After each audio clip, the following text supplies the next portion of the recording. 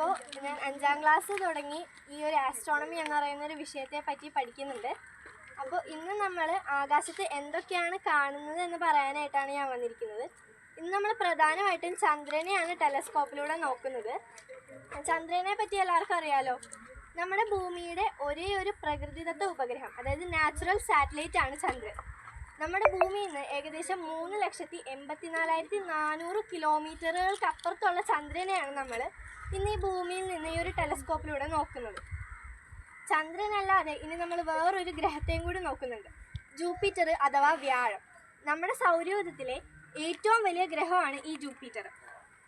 നമ്മുടെ ഭൂമിയിൽ നിന്ന് ഏകദേശം 65 കോടി കിലോമീറ്ററുകളോളം ദൂരെയുള്ള ഒരു ഗ്രഹമാണിത്. അപ്പോൾ അതിനെയും നമ്മൾ ഇന്ന് ഈ ടെലസ്കോപ്പിലൂടെ നോക്കി കാണുന്നുണ്ട്. അതുമാത്രമല്ലാതെ നമ്മുടെ ഈ ഒരു ജൂപ്പിറ്ററിൻ്റെ 4 ഏറ്റവും വലിയ ഉപഗ്രഹങ്ങളെ നമ്മൾ കാണുന്നുണ്ട്. ഈ സാഹചര്യം ഉണ്ടെങ്കിൽ ശനി അഥവാ സാറ്റേൺ എന്ന് പറയുന്ന ഒരു ഗ്രഹത്തെ കൂടി നമ്മൾ കാണുന്നുണ്ട്. ഈ ശനിയുടെ പ്രത്യേകത എന്താണെന്ന് വെച്ച് കഴിഞ്ഞാൽ, നമ്മുടെ സൗരയൂഥത്തിലെ ഏറ്റവും മനോഹരമായ ഗ്രഹം എന്നാണ് ഈ സാറ്റേൺ അറിയപ്പെടുന്നത്. കാരണം ഈ സാറ്റേൺ എന്ന് പറയുന്ന ഗ്രഹത്തിന് ഒരു വലയുണ്ട്. ഈ വലയം നമുക്ക് ഈ ടെലസ്കോപ്പിലൂടെ കാണാൻ പറ്റും. ഇതുകൂടാതെ നമ്മൾ ഓറിയോൺ നെബൂല എന്ന് പറയുന്ന ഒരു വസ്തുവിനെ കൂടി നോക്കുന്നുണ്ട്. ഇത് നെബൂല എന്ന് പറയുമ്പോൾ നമ്മുടെ നക്ഷത്രങ്ങളും ഗ്രഹങ്ങളും ഉണ്ടാകുന്ന ഒരു സ്ഥലമാണ്, അത് ജനിക്കുന്ന ഒരു സ്ഥലമാണ് നെബൂല എന്ന് പറയുന്നത്.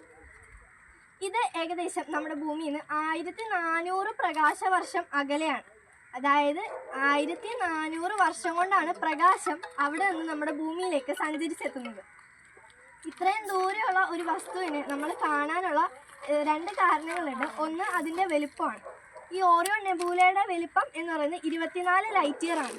അതായത് അതിൻ്റെ ഒരു എൻഡിൽ നിന്ന് മറ്റേ എൻഡിലേക്ക് പ്രകാശത്തിന് സഞ്ചരിക്കാനായിട്ട് 24 വർഷം വേണം.